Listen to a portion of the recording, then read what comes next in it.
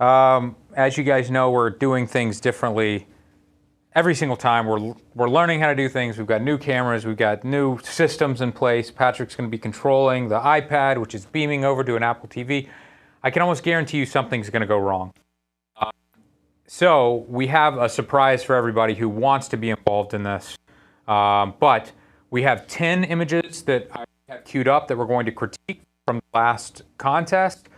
We have 10 open slots, so if people want to $1 super chat or more, they can submit any photo and we will critique it as we go. That's the plan. It could fail.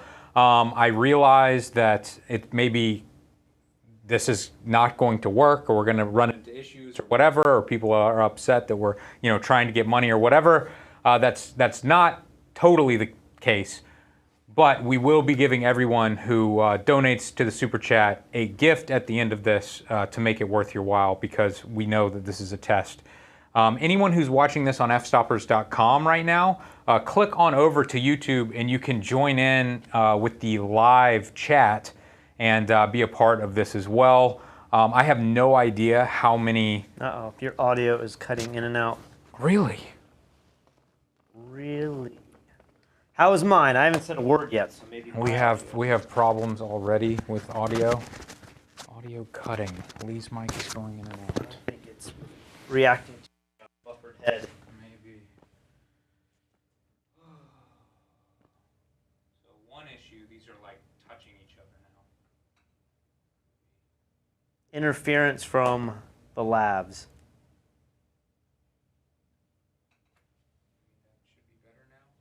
Check 1, 2. I am talking now. Looks like your mic has issues. Hopefully now we're good. Check 1, 2. How do I sound? Mine's going in and out as well. What in the world? Well, I mean, you had decided to change cameras moments before we. All I did is I moved one camera back. I and know, one camera but forward. I had like the receivers separated and everything, so they were literally touching. I don't know if that has anything to do with it or not. Hopefully this fixes the issue, because if it doesn't... I mean, I've been talking, guys. I don't know what... Is everything good now? Audio good? All good now. Okay. We're good to go. Let's go ahead and get to this first image here. Oh, and by the way, I wasn't clear here. If you do a super chat, 20 bucks or more, and give us a link in the super chat, and if it doesn't actually work, if you can't post a link, send an email to fstopperslive@gmail.com. It's a brand new, I'll put it in the chat here, fstopperslive at, I hate this freaking keyboard, man.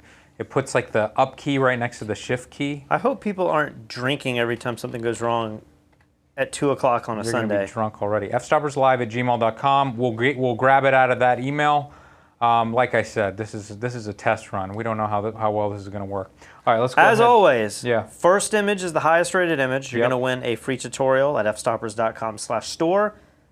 We should also pick next episode's critique, because we will be putting a new one up. I've already made it. It's wide angle Wow, images. you were reading my mind. I was thinking, really? why don't we just go... Yeah, so you can go over to fstoppers.com/contests, and you can upload your wide angle images. We want 23 millimeters, 35 millimeter equivalent or wider, and we want foreground elements. So it can't just be a wide angle shot of a mountain. We want foreground elements. We want to see that wide angle perspective warping. Okay, let's get to this first shot here. So this is the highest rated image? This is the highest rated image, and for good reason. My goodness. I mean, it's wild looking. Now, when I saw this, I immediately thought that is a fake sky. Now, based on how this was taken, and I think I've got statistics here on this, I guess it is possible. At the end of the day, you have a very low sun, and then you could have clouds really far away that you're zooming into. So maybe it is possible. Yeah, I don't know how I could look at this image and decide if the clouds are fake or real. It feels so fake. I mean, just with the colors and the lighting and everything, it doesn't seem natural that you could have the light in that position with that dark of clouds at the same time, but I guess it does make sense. If there's a clearing for the sun, and then storm clouds behind the bird. I've seen so many crazy lighting situations. You see in the top left, it's starting to get dark. Imagine there's a really dark, low cloud on the left-hand side of the frame that's blocking the light from, I don't know. I'm not going to get into all that because I think anything is possible. Neil Branch took this. He says he shot it at 500 millimeters. David Penner says that fish looks like something else. I was kind of thinking, I mean, I don't know. What does it look like, Well, Patrick? I mean, I'm not going to get into it. I don't know if they're that scaly, but mine's not, at least. You ready to rate this? Yeah. 3, 2, 1. 4 stars. I guess we got to switch cameras back, don't we? We both threw 4 stars. So I feel like it looks awesome. I'm still not convinced, though, that this is natural. I still think some funny business is going on. This looks so awesome to me. I mean, I wish you could see the fish's head instead of the gills or something. It does look like a snake or sea serpent or something. But other than that, I mean, I think this is pretty amazing. I don't really know what else to say about it. You're talking about the sky being fake. One thing I do feel is a little strange, and maybe this could be totally normal, is that the edge line of all of the feathers, it's feathered, pardon the pun, but you would think that there would be something out of the ordinary, but if I go around this whole edge line, the feathers just look so perfect. You can see a few things right down here that look really nice, where you can see a couple little... Did he say this was real sky? He didn't mention it. Oh, well, that would be the one thing that we're debating right now, but I don't think any of that matters. I think when I look at this, the color is so cool, the light direction is so cool, the bird looks so epic in his pose, he's sitting on that one branch. I love this. This might be one of my favorite bird shots I've seen in like a wildlife critique. I know this is Well, telephoto. hold your horses, because there's lots of bird photography in this critique. So you have many more options, and I personally like other images more, even though I love this image. I think it's Okay, great. so I thought we had 11 images saved. Do we have one winner and 10 random ones? Maybe we do have 11 images. Maybe So I do you want to 11. pick a random number, I think 2 to 11? We'll go for the last shot. The last shot wins Yeah. a free tutorial as well, so you guys will have to stay till the end. All right. Should we do it? Yeah. Here we go. Image number 2.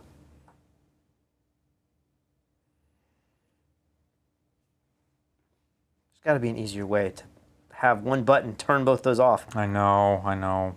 There's still more we have to learn. So here's another bird and another fish. This bird's name's number 28.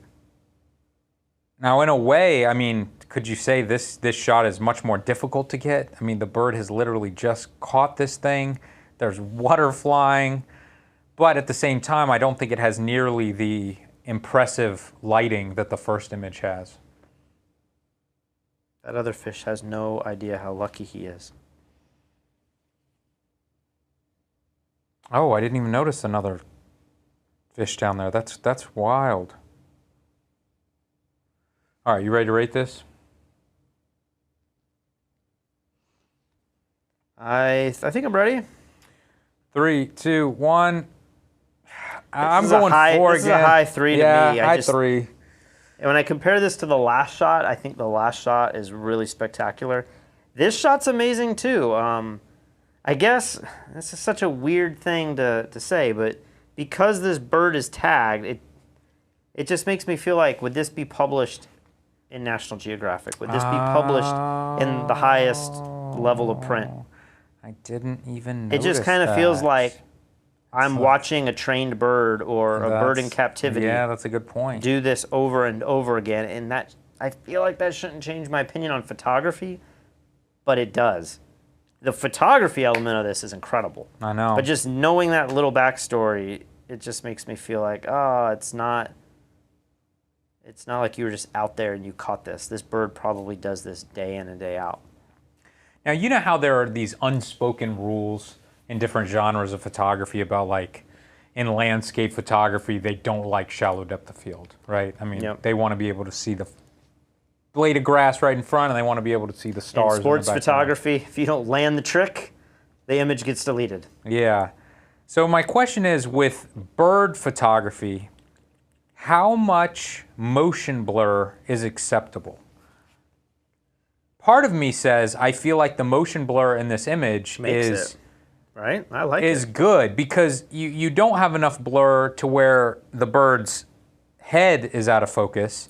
You've got the eye in focus, even the fish is in focus, but you do have a little bit of blur in the movement of the water, and you've got blur in the movement of the wings, which is really cool. But I wonder if this photographer and other bird photographers would go, yeah, it's cool, but it would be better if you shot at 1/4000th of a second. I don't know. I don't think I can make any critiques about that. I love the framing. I love the blur in the wings.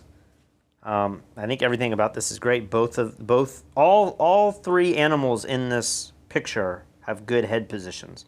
The fish escaping, you can see his profile. The bird looks determined. He's like this is such a normal occurrence to him that he's not even like thrilled that he caught the fish. He's just looking ahead like, I did it again. But then the fish is like, oh boy, this is the end. Yep. I like it. I mean, I gave it a 3, but I think this could easily be a 4. Like I'm kind of on the border there. Everyone else is kind of saying 3.5. Did we lose the ability to tell people what the community rated this? I can tell you this was rated 3.5, and I believe the other one was 3.6. And this was shot, if you're interested, with a Nikon 300mm at 2.8. Next up.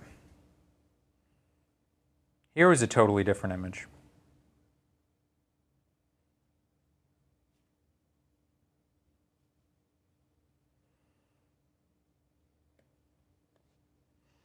So I will just read you some information about this. This is what William Workinger says. The ISS was 303 miles from the imaging location and traveling at 17,500 miles per hour. The gear used was a 5D Mark IV 600mm f4 IS2 with 2x extender 3, ISO 3200, 1200mm f8. Oh, okay. 1200 millimeters, shot at f8, 1/1600th of a second. That's crazy. I mean, I didn't know you could do this with normal lenses. I would have assumed that you would have to have a telescope to pull this off. Well, there's been some pretty crazy images. Did you see that image recently that went viral? That was like somebody took a picture of the moon dozens or hundreds of times, different moon phases, and composited them all together using some software and produced the most detailed photo ever shot of the moon. It looks a little crazy because it's almost like a HDR type of image. Okay. But when the shadows are cast in different ways and you could like combine that in software, you could come up with an image where, I mean, you really see all the craters and every little detail in the moon. I think I saw that. I just saw it a few days ago. I don't know if this was shot a year ago and it just came across me last week, but it's pretty crazy what people are able to do from the Earth's perspective shooting out with these lenses. Did we rate this yet? We have not rated it. I don't even know how to rate this. I don't know if this is artistic or is this scientific. It's cool. It certainly has an artistic element to it. All right, let's go. 3, 2, 1. 4? I went 4. I don't know. I feel like this is super cool. Maybe it's not. Maybe this is totally normal and boring. I think it's cool. The backstory helps. I try not to be influenced by how it was taken. But I just feel like, for me, this feels like this was shot while in orbit. And from that standpoint, it doesn't seem that spectacular. If it's shot from land, which we now know is how it was taken, it just feels like, you know, the, whatever that is, satellite or something, it's not sharp, it's not really that big. I just feel like if you want an impactful photograph where everybody's like stopping in their tracks and saying, that is amazing, this shot, it kind of falls in no man's land for me. Like if you were in an exhibition and this was printed large and you could walk around, it needs to be super sharp and clear because you want to walk right up to it and look at it. Or you're probably going to see other images shot from NASA that are just so much better that this one kind of gets left behind and you're like, eh. Yeah. Maybe if you were doing like a local fair or a photo competition like in your area, this would stand out. But I think if you're trying to do something for like a worldwide portfolio, I don't know. It doesn't seem that interesting to me. Well, everyone thinks you're insane, and it should be at least a 4 or 5 star image. The community rates this. That's the International Space Station? Yeah. Man, that looks so tiny. I would have thought it was much bigger than that. Aren't we? I mean, that's a ridiculous thing to say. Like, how can you tell the size of it based on that? It's not even near the moon. There's no way for you to determine. I mean, yeah, there isn't, but it just looked like little solar panel. It just looked like something that Elon Musk would have sent up. Community gives it 3.26. All right, next image. We're back to birds. I mean, look at that facial expression. How crazy is that? I mean, don't they all have that facial expression? He's looking right at the camera. I mean, how do you...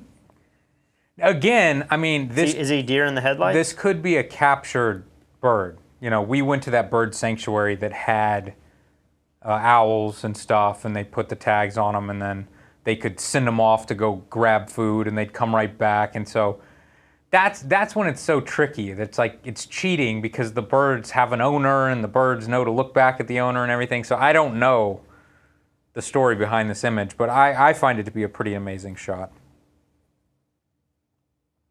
This was taken with the Sony A9 with a 200 to 600 millimeter lens with a 1.4 times teleconverter. He doesn't actually say what millimeter he was shooting at, though. So I'm not sure. People are saying I wanted a higher res image of the last shot. This last shot, I can just tell that looks like there's motion blur or blurriness, right? Yeah, it looks like it. I don't know. So this Ken Cheng actually let us know in his description of this image. He says, I had waited for a couple of hours and saw nothing interesting and was getting ready to go home when this short-eared eagle came out and gave me a show. So this is a real, wait a minute. What are you reading? Short-eared owl. I was Sorry. going to say, this is a different Came bird. out and gave me a show. So this is a legitimate live owl. I feel like you get bonus points from that. Or at the very least, you don't have points taken away for it being a captive bird. Are you ready? Think I'm ready? I'm giving everything 4 stars today. I don't mean to do that. It's just I'm very impressed by all of these images so far. Do you feel like you would give a different color grade or a vignette or something on the background? I know you shot this perfectly and there's like, that's what the background was. But when I just look up at any number of the screens in front of us, it's hard to read this photo at times. Like you read it the second you stop for 2 seconds. But do you think you could just burn in the edges or that background just a touch to make the bird fall off the background or stand off the background a little bit more? Certainly. I mean, there's definitely some tricks you could do in post. I mean, there's an element that's kind of cool that his feathers and everything match the background. So I see that it's kind of like this camouflage effect, which is kind of cool too. I'm just wondering if you could just pull the background tones down like 20% just to make the bird pop off just a little bit. Yeah, I see what you're saying. The bird's colors are so similar to that background, but still an amazing shot. Next up. Man, these are like really good. I mean, this isn't a bird critique. No, it's not a bird critique. This is 200 millimeters and longer. But yeah. These bird photos are really good. Yeah, I agree. Now his facial expression looks a little more intense.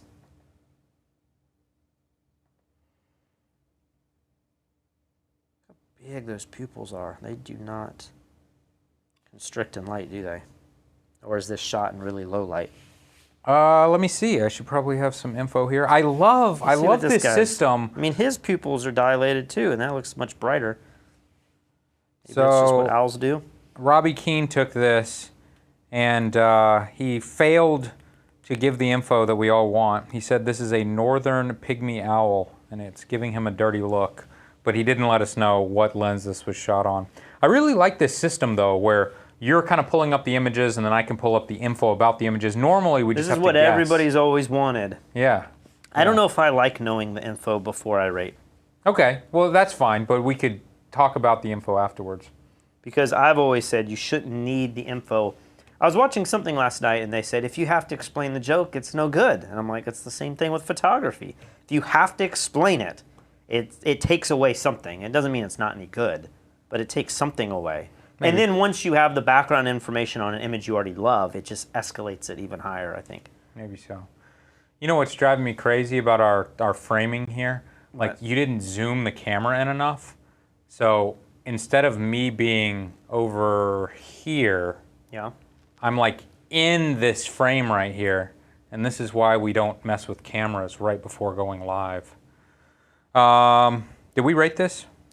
We haven't. Let's do it. 3, 2, 1. You went 4, really. I really like the tones of this. I like the gradient from the top down. I love his expression. It's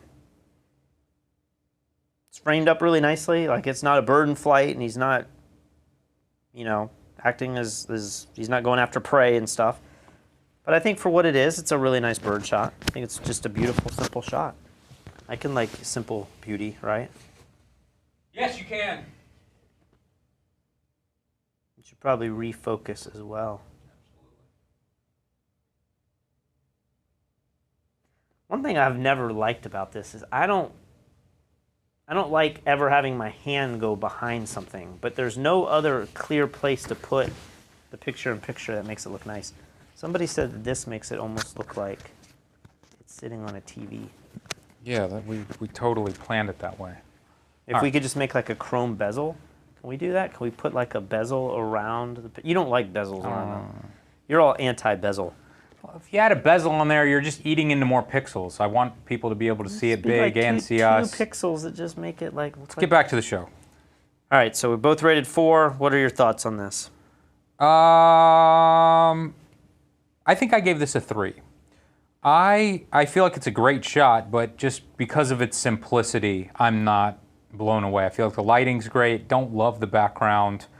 It's pretty, but it's not as impressive as catching a bird in flight. And we're about to see some more incredible bird in flight photos that I think put this to shame. Really? This is not one of them. So see this picture, does it naturally have a bezel, or how's it showing up there? It looks like there might be a bezel on the shot itself. Well, that's what I'm saying, but I can't tell. I have the black bars on my iPad, but I don't know what it's doing up there. Let's make it big for everybody.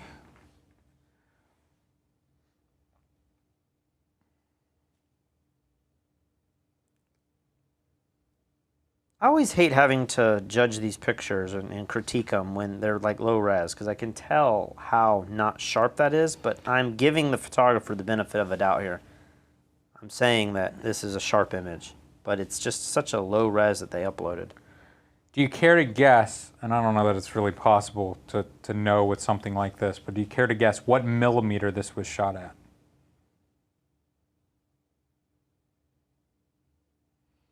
Yeah, it's so hard. I mean, I don't know that you can ever know. Yeah, without a foreground or real normal. I mean, this could be the sort of thing where there's no shot, or all you have is a 400 millimeter lens on you, right? Yeah.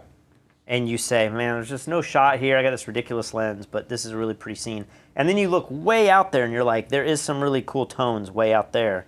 And then when you frame this up, you know, you just can't tell depth of field when it's that far away. It was shot at 200 millimeters, so. That would have been my guess. Sure. Because it would have been the longest, the shortest length to actually be able to submit, but it would have been the widest angle on. A lot of lenses start at 200, like 200 to 400, or 70 to 200. It's the end. It's like a good guess. It would be a good guessing point. Yeah. Are you ready to rate this? Yeah. 3, 2, 1. I'm Give in it a 2? between a 2 and a 3. Am I throwing it? Yeah, under the screen here. I don't dislike this image. And there's something certainly to be said about simple images like this working better in some cases for fine art photography. Yeah. Sometimes images are just so over the top. Like images that do really well on Fstoppers or do really well on 500px or Flickr or whatever, usually they're just like crazy colors and HDR and they're just over the top landscape photos. Yep. And they're cool to see on a computer screen, but I don't think I want art like that hanging in my house. I would rather have something like this hanging on the wall that's more subdued. But that being said, seeing this on somebody's website, if this was the first image on somebody's website, I would not think that they were a successful professional photographer. I guess why I like this enough to give it a 3 is I love the tones of it. I love that it's a scene that I don't recognize. I really appreciate seeing places that are new. And then when I just quickly look at it, all of those highlights in the middle of the little sand dune there being surrounded by the dark tones. I love the toning in this. I feel like the light is hitting in a really interesting way. But if I look at it very closely, I feel like it's not at that level where the ridge line just kind of looks wonky and it's just not a pristine, perfect image. But I still like it enough to say that this could belong in your portfolio. I'm not offended by that. And basically, I also want to point out, anybody who's watching this video after the fact, it's so interesting to be able to see everyone in the live comments rating this as well. So you don't just have to take our word for it. Come over to YouTube, watch this on YouTube, and turn on the live chat, and then you can see what everybody else thinks about the images. For the most part, it looks like people are saying 2 to 2.5 for this image. Next up. Is this like the most photographed house in like France or Austria? Is this a house, a church? A building, whatever. This is St. Thomas Church. Does it say where it's at? He doesn't, but he says he shot it multiple times and he's never seen such spectacular conditions. This is a long exposure when only the church was visible and everything else behind the church was engulfed in morning fog, taken at 250 millimeters to compress the church and the mountain in the background.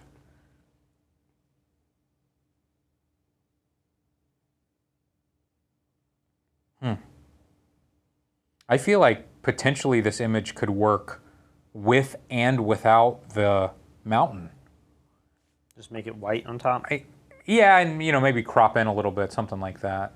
But I just think it's such a powerful shot with the dark ground and the white behind the church. You wouldn't That's do the opposite wild. and just get rid of the church? No, probably wouldn't do that. Are you ready to rate it? I think so. 3, 2, 1. 3 stars. We agree. I'm a solid 3. I could probably even go up to a 4. We're getting lots of 3s in the live chat as well.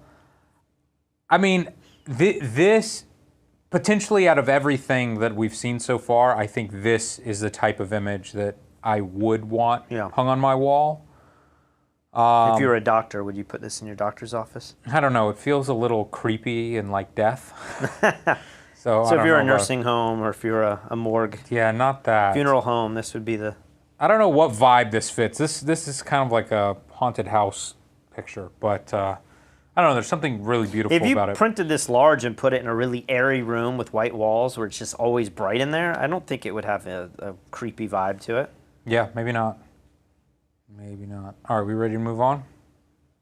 Do you think, like a lot of photographers, you as a photographer, do you look at these gradients and think that was done in Photoshop and it takes you away from it? Or do you look at it and say, man, there's like a dark level, there's the subject matter, then there's pure white? Well, that's a good point. I did think about that a little bit, and now that you mention it, especially on the right side, that gradient looks a little fishy. I'm wondering if he put some foreground element in front of the lens to get that, or that's literally just done in post. Either way, it's nice. I mean, it's a nice effect. And if that really is what happened in in nature. Like, that's pretty crazy that you can get lighting like that. I don't think that's possible that that is what it looked like. On the bottom side? Yeah, without something close to the, like, there could be a rock in front of the lens or something that he could produce that with, but You don't think there could be a mountain range just on the far right that's casting? That seems unbelievable. Why? I mean, you're in the mountains. That's just so dark. How could it be that much darker than all the other shadows in the image? Why wouldn't? Why I don't know. If the mountain range, if the sun's setting to the right and casting a long shadow, then you would see the same level of darkness on the mountain on the top. I don't know if that's always the case. Obviously, I'm not totally sure. So normally I try not to put photographs from multiple photographs from the same photographer, especially of the same subject matter, but this shot and the next one are so freaking good that I had to put them both in here. So we're about to see two photographers, or this is the last guy as well? The next shot after this one is another puffin shot. Oh gosh, so you're giving it away already. Yeah, but I'm curious to see what you think. This was taken at 700 millimeters handheld. Yeah? No tripod. So that's pretty wild. But I mean, goodness, just the composition here is so good. They're making like a pyramid. I mean, don't rate it yet. All right. Don't give away all your thoughts yet. No, you ready to rate it? I'm ready to rate it. 3, 2, 1. 4 stars, we agree. I could almost go 5 stars on this. I know, I could too. I mean, I grew up in Anchorage, Alaska, and we just recently went to Alaska a few years ago, and I feel like puffins are like, they might as well be the state bird. I think it's the eagle, even though that's the national bird too, but there's so much art and so many paintings and so much photography on this subject matter. I think this is one of the most beautiful, well-framed images of puffins I've ever seen. I love that the guy in the foreground is out of focus and it's just this one guy looking up over everybody. The way they're all stacked. I mean, it's freaking perfect. The tones are really nice. It's just got that like foggy, overcast look. I like this a lot. Well, do you want to move on to the next shot? Same photographer, I would assume same location. Is there any chance, what's the chance I'm going to like it less than this one? It's tough, man. It's great as well. Oh, wow. So this shot, I mean, caught it in the air. Sharper feathers, like we were talking about before. I mean, but look at that shallow depth of field. Like, what the heck? How's he capturing the bird's eyes and then the wings are going out of focus? How in the world do you do that? And then, how is it possible for this bird to have that amount of fish in its mouth? That's what I was wondering. Like, even if you set a can of sardines on the ground, how are you going to get a bird to pick up that many of them? There must be just areas where the fish are breeding and hatching that, I say bird or fish, the fish are breeding and hatching that like there's just so many that if you just scooped your hand down there. That just seems too good to be true. I mean, you didn't go to Soldotna with us, with my dad and I. I mean, when the salmon are spawning, I mean, there's more fish. I mean, millions of fish. Yeah. If you don't like the idea of Mother Nature and death and like life and death, yeah, the whole beach is just covered in dead fish. Carcasses are just coming up. Yeah. It's insanity. Yeah, it is funny. There's like thousands of seagulls, and they're all just swooping down and like eating the dead fish. It smells horrible. So I can imagine there's places where the fish are also they're hatching, and this little puffin can just swim down and capture them like that. He says this one was shot with a 700 millimeter lens and with the thick sea mist in the background. And this was on a tripod. 500 millimeter with a 1.4 teleconverter. Okay, I was gonna say I don't think they make many high quality 700 millimeter lenses. 500 plus 1.4 teleconverter. So which one of these two is your favorite? Definitely the previous one. I feel like that's way more marketable. I mean, this could be used for so many purposes, and I think people would print this and put this over their mantle. If you sold fine art or something. Yeah. This is really cool. Like, we haven't rated this yet, but I feel like this is technically the harder shot for sure. It's definitely more unique. You'll always remember this photograph. But I don't think the average person or the average company, like if you were a tour company and you did boat tours and you're saying, we're going to see the puffins. Yep. You're going to show that picture, I think. Maybe. I don't know. I don't know. They're both so amazing. I mean, this is a hard, if you use this picture, you have to now show people this. Yeah. You have to be like, we're going to see these birds in flight eating, all the minnows. But I don't know, that to me just seems like, it's like an album cover. It's perfect. I agree. Makes me want to rate that one a 5. But you ready to rate this one? Oh, did we not rate this one? We haven't rated this one. 32-1. I think 4 stars. I think this is a 4 to me, and then this image is a 4.55. I mean, that one's incredible. This one's technically better, but they're both awesome. And the fact that this photographer probably has dozens of other pictures, he has an incredible series of these images, Yeah. So that's always exciting for me. Yeah. Ready for the next one? What did let's people do it. say? Everyone else is saying 4. Most people gave it a 4. Captain Craig didn't like it. Of course he didn't. Is it Captain Craig or the ghost of Captain Craig? Well, there's a couple Captain Craigs in here. people know who Captain Craig is. All right. May he rest in peace. No, he should not. Rest in peace. All right, here we go on that note.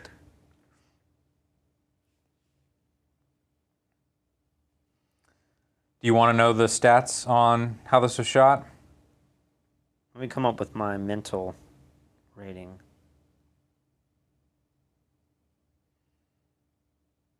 Sure. All right, the birds are juvenile blue tits. Location in the United Kingdom. Handheld. Tips? That's tits. Oh, okay. Tits. I don't know if that's what it's called or that's what he mistyped, but he said it was handheld, natural light only. These small birds are extremely quick, and my patience was rewarded when I managed to capture this image and get both heads in focus. The background is shaded dark foliage. He shot it on a Canon 7D Mark II, Canon EF 100 to 400 millimeter lens, 1/2500th of a second f/5 at 271 millimeters. I mean, what a crazy photo too. Speaking of birds fighting in the air, I'm sure you haven't seen this because you're not all over the internet like I am, but Papa John, he's been popping up recently. He's been going on podcasts and stuff. I like to call him John. His first name. I like to call him the Papa. The Papa. Well, the Papa is going all out on social media, and he's on TikTok and he's on Instagram, and he's starting to release these videos and stuff, and people love the Papa. Well, What are they about? Just about him getting back?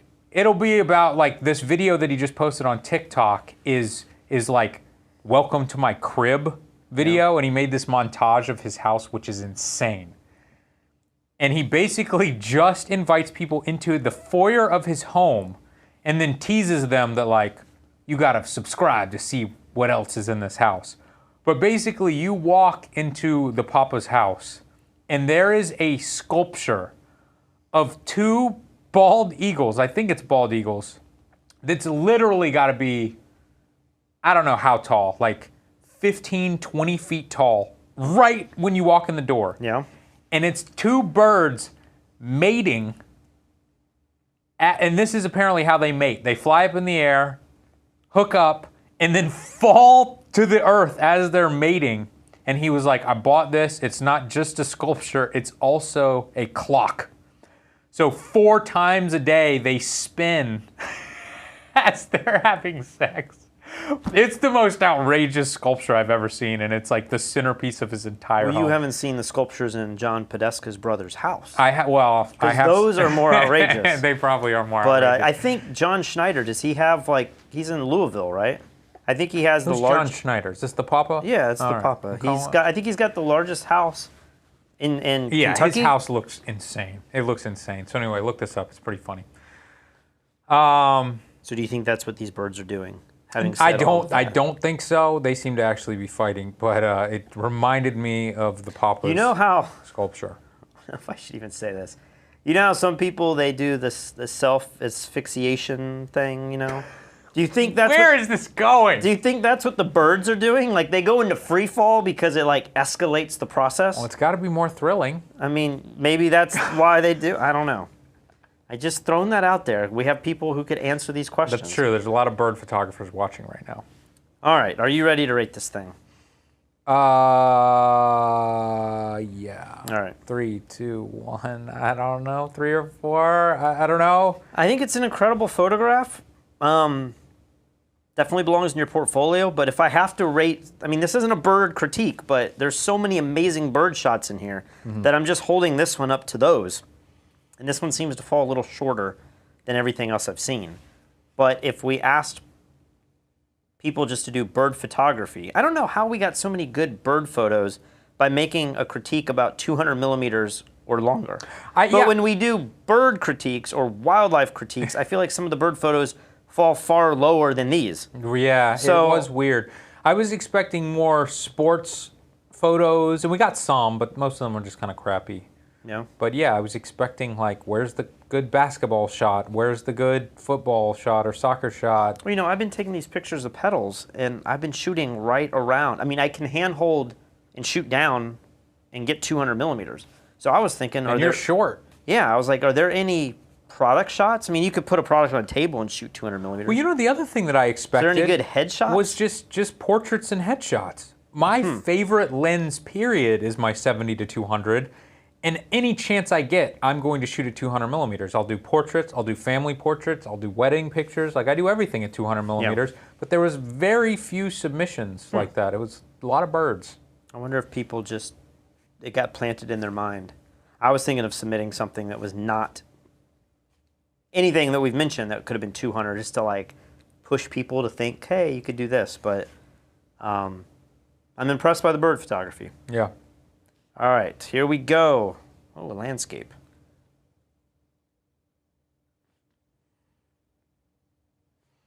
Let's go full screen for the people at home. I gotta learn this high contrast black and white technique. There's lots of people doing it, where they're coming in and adding gradients and stuff after the fact, and really making somewhat boring images come alive. I feel like this has a really cool effect. This picture was taken in Switzerland, a magic place known for extreme free ride spots. For this shot, he used a Nikon 80 to 400 millimeter at 290 millimeters. What does free ride mean? Free ride spot? Yeah, I don't know what that means. Maybe, like, people say snowboarding is riding. So maybe it could be like hella snowboarding.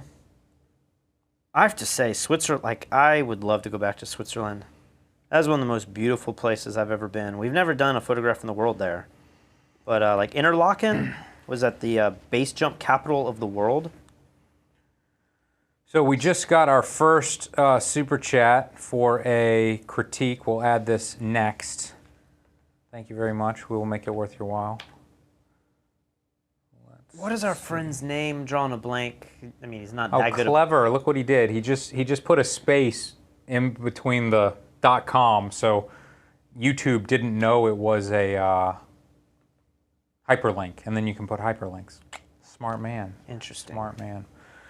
All right. There's a guy in New Orleans that say he's a friend of ours. We've only hung out like once or twice years and years ago. I can't remember his name, but it was the night that he compared high-quality MPEG 3s or lossless files with records, vinyl records. And we sat down and had this crazy comparison. Yes. He had a bunch of images like this where he is a mountaineer and he goes all over the world taking beautiful shots like this, but in many cases he will have like his buddies or other climbing teams in the photos, so it just gives a sense of scale. Oh, see that? Yeah, that would change everything. But you have, they're so far away. You have to really, you'd have to go in there and be like, oh, look, they're right here on that ledge. Like you would never really. But that's what's so cool is that you could print it big and then see all those details. Yeah, that would be great. But this type of imagery reminds me of some of those images he had on his wall. Did we rate this? We have not rated this. 3, 2, 1. I'm in between a 3 and a 4. I don't know. Maybe this is a 4-star image. I've seen so many images like this, and this type of high contrast black and white conversion is very popular right now. That's why I just lean towards a 3. But I do love it. I do love it. Again, this is something that I would love to hang on the wall. And this is something that I'd love to print big. Yeah. You know, sometimes when you print things big, it's just like there's just so much going on and it just overtakes the room. You know, subject matter that is big. You know, when you print something like this large and you can walk up to it, it has such a cool vibe. Or with a lot of detail, like if you had an awesome concert photo or something from the stage and you see all the faces and you zoom in and you're like, oh my gosh, that's... So you remember that David Bergman had that picture of the inauguration of Obama? When was that, 2004? 2008? I don't know. 2008? And you could zoom into everybody. I mean, that would be one of those images where if you could print it as like a wall wrap. I don't know that I'd want to look at that all day. Look at that. But if you had like a kid's playroom, you know, where it's like you have all the games and stuff. If you had like an arcade room, that on one wall would be so cool because you could walk up and look at every single face. You'd be interested in it every time you look at it. Well, what's cool about this image... Can you get this in a black frame or anything? What does that mean? Am I just going to cut straight to the laptop? I'm still talking about this image. Oh, this image. Is that, you know, he shot with an 80 to 400 millimeter lens. Go back to the stream for a second, just so we can see the comments. He shot with a 400 millimeter lens, 80 to 400, but he shot at 290. So if you wanted to print something like this big, you could just zoom in a little bit more and then easily take shots and stitch it in post. You could shoot this handheld. You know, it's not like you need any special tripod to get this shot.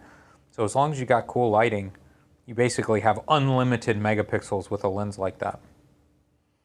All right, are we ready to move to the next shot? Is it going to be this super chat? Yeah, let's just do it next. How are we going to do this? Is there a way to get this in like a show gallery or a black and white? I think this is as good as I can get it here. So we'll do that and that. Oh, wow. And this still fits our theme, which is good. They have to fit our theme. You can't just pay a super chat and then have a wide angle shot. That's I don't know. I don't know what to think about that, and I don't know what this was taken on. I would assume for your own safety, you would want this to be at least 200 Well, and I have to say, that last shot was our last image. Oh, was it? Yeah, so that they win a free tutorial. Okay, cool. Well, I mean, this shot, I love the color and the lighting. It's crazy. And then that blue reflection off the top of the alligator's head from the back, you know?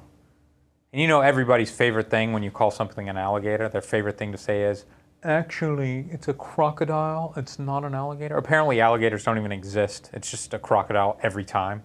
And I think this one might actually be a crocodile. Do crocodiles have the thinner nose, maybe? Yeah, if I had to guess, I would have said crocodile, but I don't guess because I don't like to look stupid. All right, are you ready to rate this? Now, we're not going to be able, due to our current setup, but we can't easily do the picture-in-picture with this. So we're going to have to flip to us and then flip back to the full screen of this image.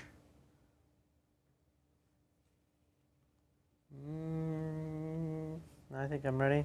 3, 2, 1. I'm going 4 stars on this. I give this a solid 3. So why 3 stars and not 4 for this? There's part of me that just doesn't like his nose, the front of his, I want to call it a beak, but it's not a beak. It's a, what would you call it? What was that you said earlier about not looking stupid? Yeah, I'm trying to be funny right now. I'm trying to entertain the people. Oh, is that what's going on? Yeah, I entertain the people by acting stupid sometimes. Okay. It's my shtick. I just want to see the whole part of the alligator, or I want this to be even tighter. I feel like the most interesting part is the eye with all the little leaves and everything.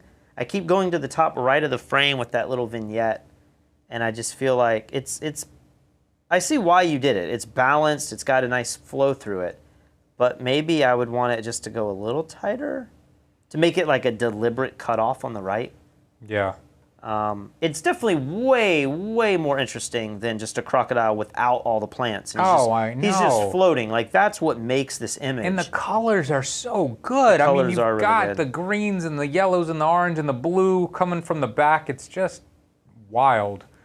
So I'm glad that the Super Chat submission was this good, because if people can buy their way into these critiques. Snout is the word. It's No, I'm pretty sure it's beak. beak. It's alligator beak. It's Well, I think that wraps up this critique. And funny thing is, I tried, we only had one of the Super Chat submissions. We're cutting off Super Chat I submissions. see two here, so... Okay, do we have another one? Well, I don't know what CA is. Is that California? Or Canada? I'm having a brain fart right now. Wouldn't let me submit in Super Chat, but send an email/pic on Flickr. Okay, we got one more. Let me go to this real quick. Let's see. And you got the other one from Touche Films. Was that how you found the link? That was the fstoppers.com/photo. Let's do it here. Yeah, that was the other one. So this is acting kind of weird here. Let me see if I can zoom in just so that you guys can. Whoa! Yeah, Flickr is not a good place to do this, but we've got some jets. This also looks like it was taken at what millimeter do you think this is? 200. See, this feels longer to me than 200.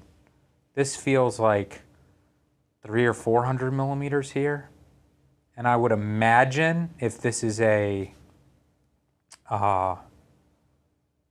airplane photographer, I could see them having a 200 to 400 millimeter lens.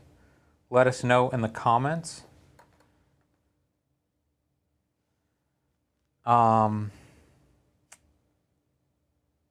Lego Man, who I don't know if that's the guy who posted this. It's not, but he says 400. 400. Lots of people were guessing 400. I was right. You are dumb again, Patrick. It's a 200 millimeter with a 2x converter. Yep, that's exactly what I could tell with my eagle eye. Are you ready to rate this? I am. I mean, I feel bad giving a harsh review if people paid money for us to review it. You know what I mean? So is that going to influence your rating? It can't. 3, 2, 1. Sorry, It bro. is really a different vibe knowing that people are watching and they're here. I know. Because I'm having to say it to your face. Yeah. I feel like there's aspects of this I really like, but when I have to think of your portfolio, you have photos. I can go back to this so people can see it. When I think about this is someone's portfolio, you want a potential client to come to your website, see this image, and go, you know what? This is the man that we need to hire for whatever project they might have. And this shot to me is certainly better than, you know, a normal person's snapshot in the same situation, but I might say that the subject matter alone in this image does not warrant a portfolio shot. Spot. Like Yeah, it doesn't deserve a spot in your portfolio, not because you did something wrong, but just because, I mean, we're just kind of looking at dirty planes from their butts with a chain link fence. I like what you did. You just did the maximum zoom in. Like, you're already removing most of the fence. Yeah, you know? I feel like it looks better. That improves it slightly. It's never going to make it just a solid picture, but I think there is something here. Like, I keep thinking of, I like think I know what that looks happened. better, right? If you just crop past. Yeah, the but fence. even then, I think what happened is you come across this scene, or maybe you're like plane spotting or something, but you're here and you're like, this is a cool opportunity, and then the sky opens up like that, and you're like, oh my gosh, it feels in person so awesome to be there. You hear the jets, the sun's coming out, but then when you take the photo, you're translating the feeling that you had in that moment, but it doesn't, like you said, you're looking at the back of the planes. I'm thinking of like, I know Mike Kelly loves to do fine art with aviation. And what was this shot at? We don't know. I thought you said 400. 400? I just keep thinking like, could you zoom in even more? Even if you had to do it digitally, crop in, but could you have positioned yourself in a way where you're just shooting the back tip of all of those planes, or you're shooting all of the wheels super tight? Yeah. Like you're doing something much more abstract than this. This is like, I'm going to do the safe framing up of all of these planes from this position. I'm not going to take the time to move to the front so that I see the noses. I don't have time to do that, or I don't have access. Like, this just feels like this is the best thing I could have done in that moment, which sometimes that's the shot you need to take, right? Sometimes, like, if you're a wedding photographer, it's all about taking the best shot you can at that moment and being able to deliver something. Yeah. But if you're trying to go down the fine art path, you have to be much more particular, and you have to be much harsher on what you're going to release, and you're going to take the time to go out there and find that perfect shot, whether it be the wheels or the tail or the nose tips or whatever it is. This just kind of feels like, If you guys haven't seen Mike Kelly's aviation shot, check out his website. I think it's mpkelly, KELLEY.com, and he's got a section on his website for aviation photography. I think it's all black and white, I think, but it's all amazing. Every single shot is amazing. And then he made an art book about it. So that would be my Modern critique America for that Pro image. sent us a super chat that says, require the Fstoppers link so you can still see the community rating. Don't feel bad plugging your website. I think the issue with that is just, we usually load them up on the iPads, and then finding a link back to our site just requires you to do so much more work on the computer. I mean, it's already a very convoluted system here. Yeah. But if you want to see any of the ratings, you can just simply go to fstoppers.com/contest, and then you can find contests, and then you can find the particular contest that you just watched YouTube on, and it will have not only the images we rated, but it will have all of the submissions as well. Many times, there's many more images than 20.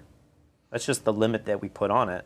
Today we did 11 submissions. Yeah. As we do these live critiques, we'll probably do less because it moves a lot slower because it's live. A lot slower. Usually, I mean, when we used to film these, so much of this would be edited out. You know, we'd look at an image for 20 seconds in silence. Yeah. And that was always cut out because it's boring to watch. So now we're trying to go a little bit faster, but at the same time, you know, we got through 12 images, 13 images in an hour. Okay, so it's about the same time as normal. Well, I can now reveal what our plan was all along. I told you at the very beginning of this was going to be a test. We have no idea if we're going to continue doing the $20 add your photo into the critique thing or not, but this was a test today, and we said that the people who submitted with the $20 super chat would get a prize. And I told you right before we went live, I was like, let's just give everyone who gives $20 a free Fstoppers tutorial. So basically, everybody in this chat, you missed out on $280 for a free $300 tutorial, because now the two guys who send us super chats, send me a private message on fstoppers.com and let me know what tutorial you want, and I will make sure that it gets, the license will be added to your Fstoppers account. So thank you so much. This was a test. Apparently the telephoto shot of the planes was shot at 274 millimeters. So more than 200. That's closer to 200 than it is 400, so I'm right. And then the story is that these are planes parked because of Corona. Okay, so well, so now it's a great story. You know, it could be used in an article or something, and you could make money with it for that reason, but I still stand by my thought that it probably shouldn't be in your portfolio. Well, this is an interesting conversation that we could have here at the end of the critique. So if you guys are familiar with Monty Isom, he is a commercial photographer in New York City. We've had him on the show a couple months ago now, and we did a tutorial with him called Making Real Money. He talks about somebody sent one more super chat. No, they all come in here at the end. I think maybe this was here and we just overlooked it. Don't worry, Christopher. You get the free tutorial as well. The $20 tutorial. Maybe he gets Monty's tutorial. Let me finish the story. Yeah, go ahead. So Monty has changed his entire website to now be stock imagery of coronavirus. Yeah. His work is like celebrities and a lot of athletes. He shoots for HBO. He shoots professional boxing, Olympics, movie posters. Like, he does some of the highest level of photography out there, and he's paid very well to do it. But now nobody can do any work because you can't have crews come together to do all these complicated shoots. So if you go to Monty Isom, ISOM's website, his entire website now is all stock imagery of coronavirus. It's images that you and I would probably be like, yeah, that doesn't really belong in your portfolio. Absolutely, yeah. It's not at the level that Monty is known for, but like, that's the decision he's made. He told me, I'll tell the story a little bit backwards. He told me that he typically makes about $5,000, I think, a month or a year on stock photography. It's not anything he's chasing at all. Hopefully it'd be $5,000 a year. $5,000 a month and not doing any work, that would be pretty amazing. I mean, you never know. If you Yeah, do stock going on. photography of celebrities and stuff that are outtakes, you know, there's an element of sometimes you own the rights to these images, and then sometimes the client owns all the rights and you can't resell them. Yeah. You know, if you shot Cat Williams for the cover of his HBO special, they may not let you resell that same Cat Williams image for something else because it diminishes the value. But anyway, he told me he makes about $5,000 a month or a year. I can't remember the detail there. So it's not much at all for what he does. He has made $60,000 in 2 months selling stock photography that you can see on his website, just of people in masks, people holding up signs, people walking their kids, like all of this stuff that's just coronavirus related. That's incredible. So we do these critiques and we may say, you know, your image of, you know, sunset over aviation, whatever, isn't portfolio worthy, but it still could make you money, you know?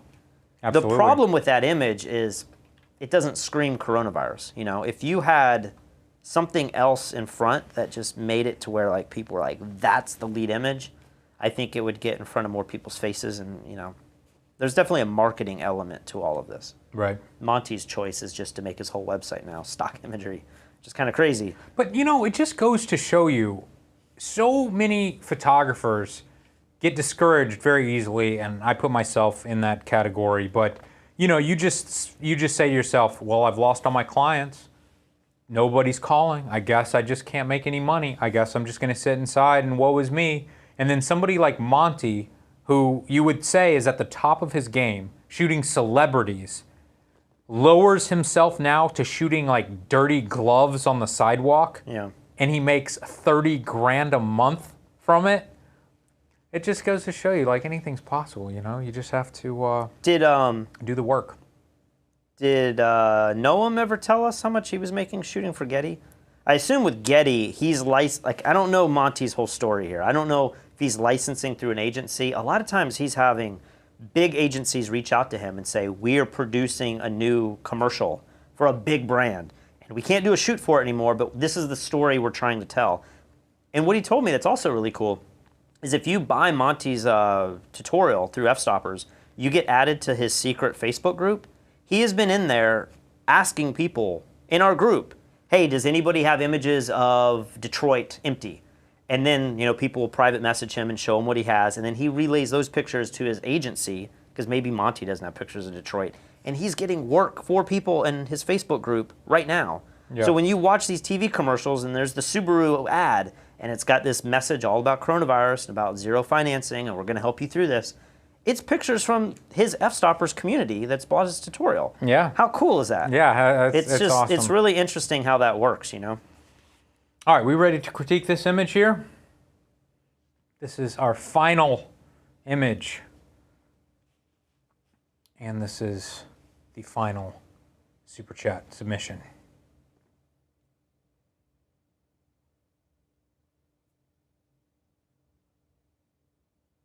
This is the silence. Yeah, where that we we would have got. contemplate. Yeah. I think I'm ready to rate. Okay. 3, 2, 1. 3 stars. We agree. I'll flip it back over here so you guys can see it This is one of those again. locations that I feel like I should know where it is, and maybe he's given more information. This feels like Yosemite National Park or something. Is that Rock Face? The Rock Face? Is that the hike right there? You know there's like a hike you can do? It's like it's right on the tip of my tongue. It's one of the people in the chat will tell me, but it's one of the craziest hikes in America. Like we did Angel's Landing in Zion, which was insane. This is the other major hike, I think, where you climb up that curve and you have to have the ropes and everything. I could be wrong about where this is, but that's what it looks like to me. I just love that it's a different angle. It feels very unique. Feels a little over sharpened, maybe. There's like it's really hard to see on this image. Okay, half that looks better. dome. That's the hike. That looks better.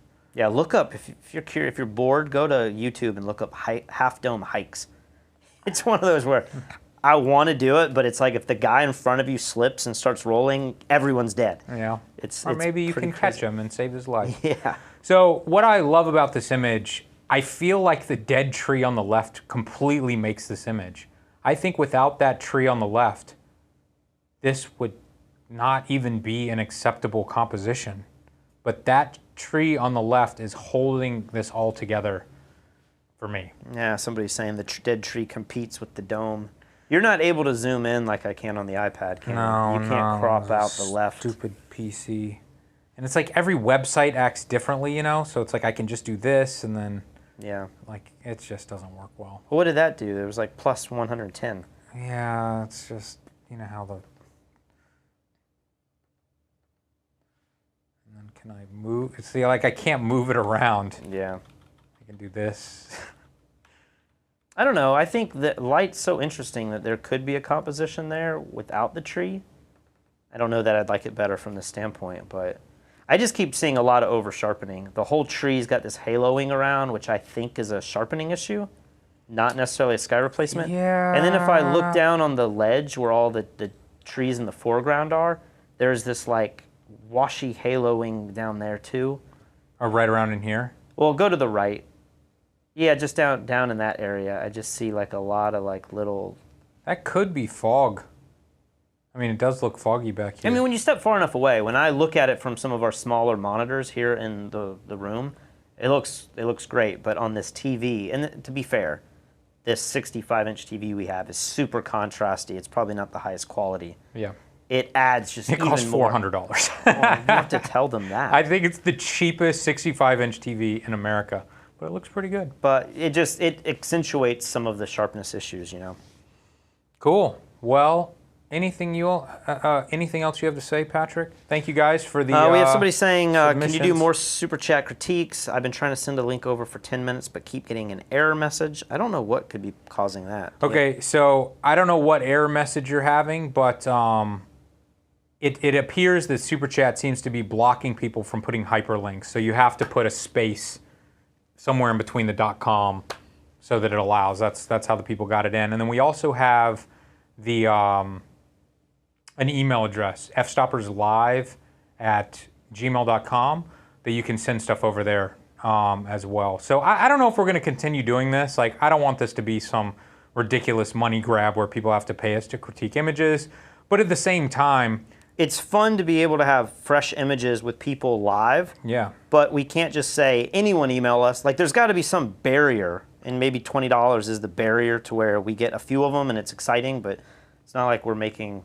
I mean, we make more money like buffing your head, or shaving my chest, but... Exactly. There's a few comments in here I think we should read just here at the end. If you guys don't want to stick around, that's fine. But one is saying, can you guys explain stock photography with regards to model releases and property releases? I believe Monty talks about this a little bit, either in our previous video. I know he talks about it in his tutorial. But if you have an image of people and they're not recognizable, as they are with a mask, you don't need a model release at all. If you have a crowd of people to where you can't really recognize anyone specifically, you don't need a model release. But the second that you use someone's likeness, up front and center, you have to have a model release. Now, I don't know on TV, have you seen it sometimes where they blur out faces of people in the background? But then you'll see other instances where there's a lot of people that you can recognize. Yeah. I don't understand what's going on there. Like, why do they decide? Is it just some companies are being safer than others and saying we're going to blur out, or it's the subject matter we're talking about? If we're like mocking someone we're interviewing, then we want to blur the background faces. But if we're just filming out in Times Square news, then suddenly it's okay. Well, I thought there's a difference between commercial and editorial. Yeah, exactly. So if you're in public, I think. But say like MTV. What is, Jersey Shore? Maybe Jersey Shore would not blur out everyone's face in the bar. Maybe they got the whole bar to sign a release to be in there. They may have. It gets a little confusing there. But in terms of property releases, that's even crazier. Because the typical law in America is if you're on public property, you can shoot anything, and you can include that for commercial work and not have to have a property release. There was a case, I think, in London recently where somebody had a 1,000mm lens and shot like the Duchess suntanning, maybe she was even naked or something, from one rooftop to another. And there's this element of like reasonable privacy. Right. And so even if you don't see her face, but you know that's her, like that might be illegal. If you go into the Vatican, you're now on private property, but there's instances where you can't show certain copyrighted buildings and works of art. I know Mike Kelly's dealt with this. What's the crazy place in New York City that's that like honeycomb looking building? Not sure. It's on the west side. Still don't know. It's like the most photographed building in New York right now. Okay. And they somehow have copyrighted the building itself.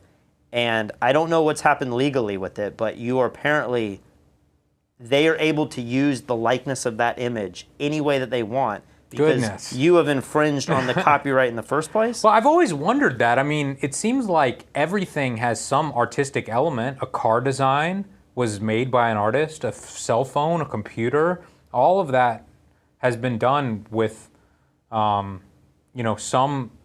designer, some 3D designer has made that. Why do they not get the same copyright benefits that a photographer or a sculptor would get?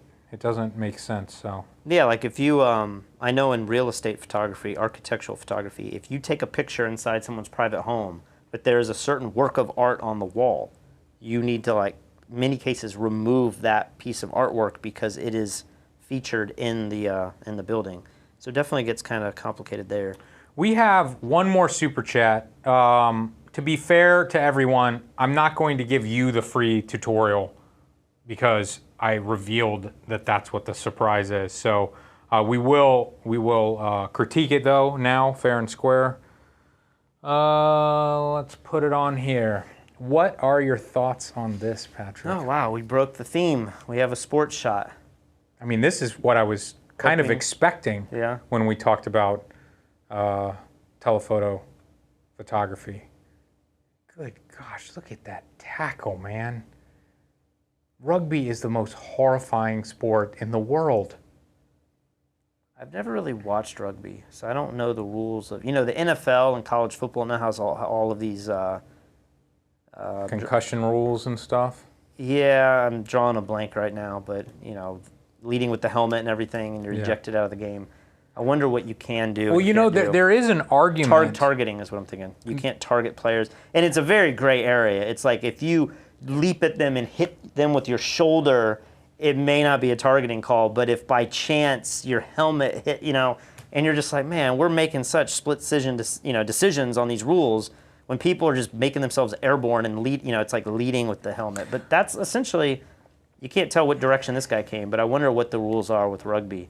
Because you would think, man, I know the answer to this, they either play at a lower level because they are more likely to get hurt, or they're playing a much more dangerous sport. And I have to believe these guys are not backing down. I think rugby players are like the most hardcore people in the world. Yeah, but there is an argument to be made, too, that when you don't give people the pads and the helmet, they are much safer because they're not going to go for a head-on-head collision, whereas people with helmets on might choose to do that. Well, we always make this argument with like MMA and boxing.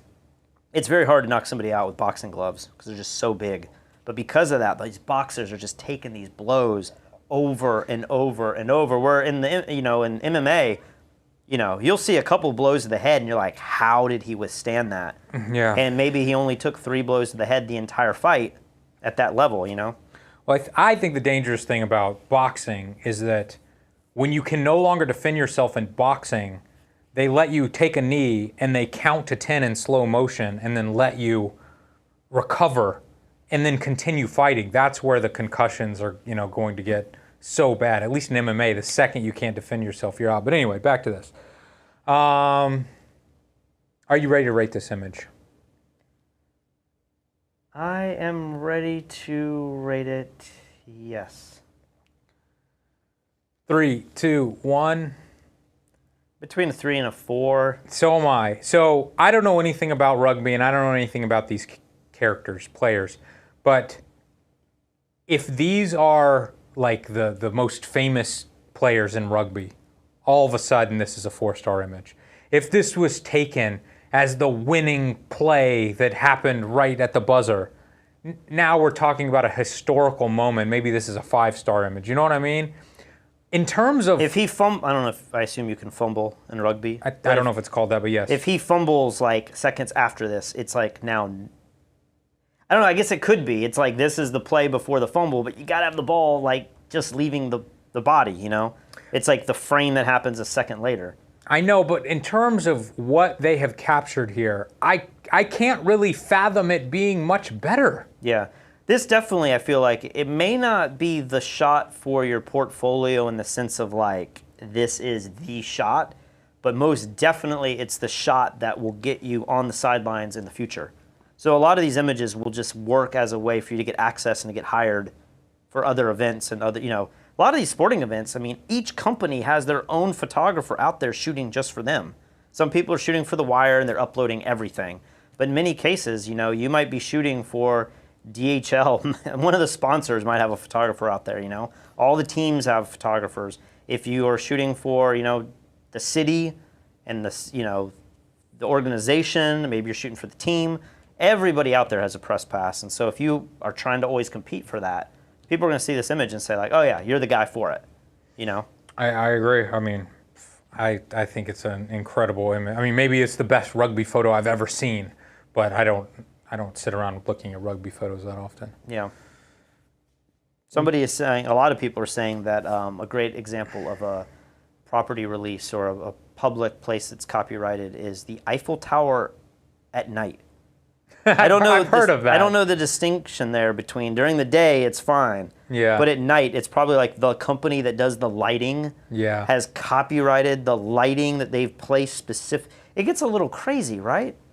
I mean, it's kind of like the drugs that we talk about on the coronavirus journals that we do. It's like if you design this molecule and you've spent time in the lab, you can patent that. And then you can add all this other junk to it and patent all of those.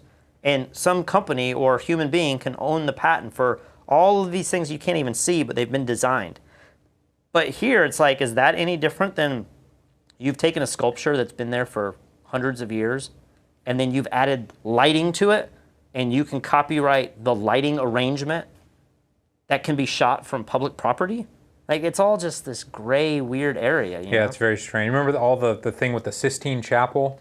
Was it like Japanese people or the Japanese government or Chinese people paid to recondition the Sistine Chapel, and then in return they asked for the license to the painting for 50 or 100 years so they or didn't something? paint it.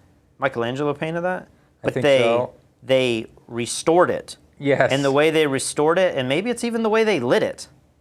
There's lights in there, I think, that like help light it in a way. It is amazing. It's like now it is copyrighted for so many years, maybe like a decade or two, by the Chinese company, I think, Japanese company that did it. And you're like, that is so weird that I know. the Sistine Chapel doesn't own it. You know, the Rome doesn't own it. The Vatican doesn't own it. Michelangelo's, I don't even know if you can, does your family ever own stuff after that many centuries, you know? It's just weird to think that the company that restored it, they own the copyright on it. All right, we've gone too long here, but somebody brought up a little argument. I think we should talk about this and we should end this stream. But they said it shouldn't matter if it's a well-known rugby player or not. The image should be able to stand on its own. And I understand what you're saying, but in terms of sports photographers, I mean, let's go back to MMA, something that I know a little bit more of. Let's say you take a picture of somebody with, you know, the perfect punch, and it's in some backyard MMA event, you know, with a small crowd in the background. And then let's say you get the exact same shot, but it's of Conor McGregor knocking out Jose Aldo, you know, the punch that happened in 13 seconds and nobody thought was possible. Like, you are now the man that you have that shot. You went from taking a shot that looks the exact same.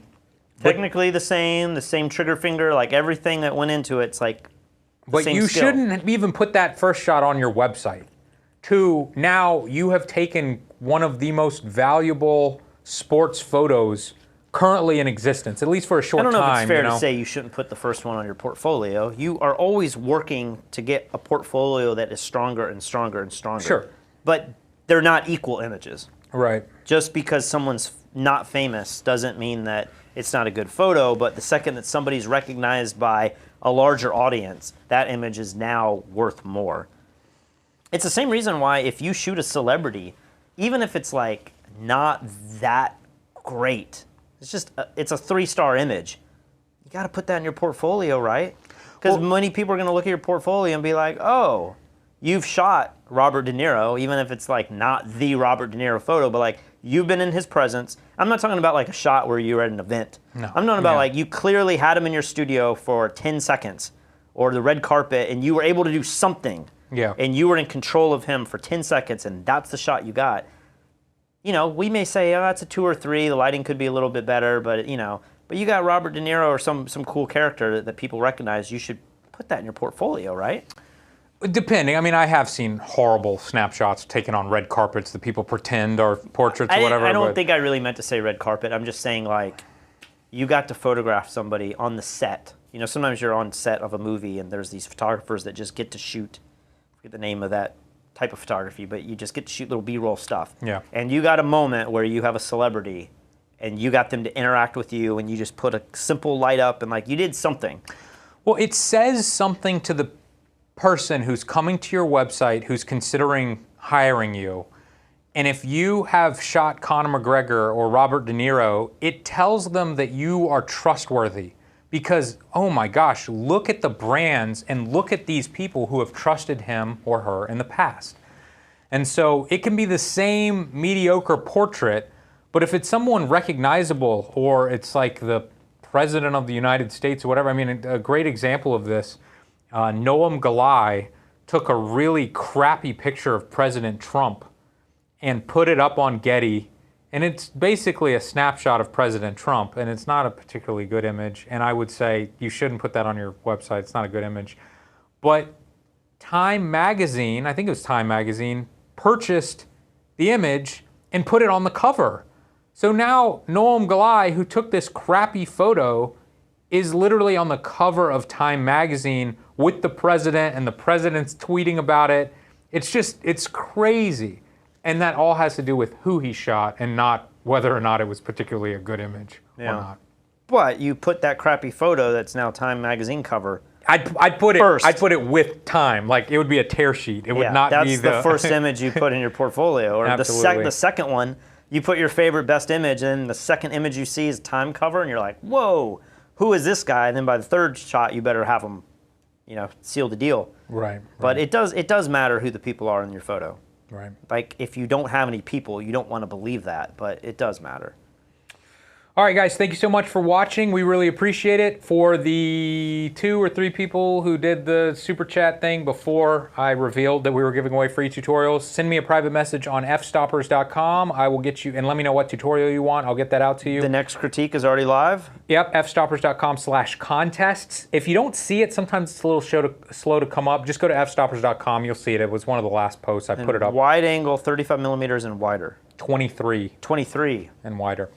And last thing, if you're watching this currently on fstoppers.com, click on over to YouTube and subscribe, because this is an all-new YouTube channel. This is where we're going to be doing our live feed for the moment. I don't know, we may end up pushing this back over to the original channel eventually, but for the foreseeable future, we're going to be doing all our live stuff here, just so we don't piss people off who don't want to watch live content on the other channels.